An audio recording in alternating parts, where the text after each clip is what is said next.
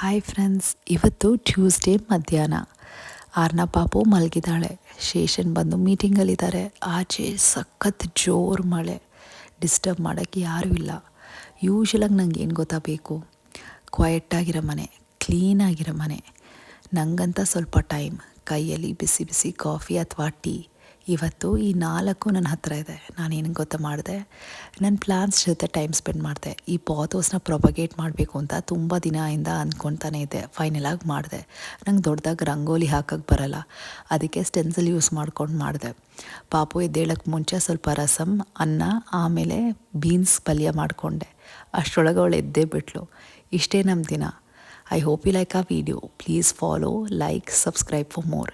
ನಾಳೆ ಇನ್ನೊಂದು ವಿಡಿಯೋ ಜೊತೆಗೆ ನಾನು ನಿಮ್ಮನ್ನು ನೋಡ್ತೀನಿ. ಅಷ್ಟು ತನಕ ಬಾಯ್ ಫ್ರಮ್ ಪ್ರೀತಿ.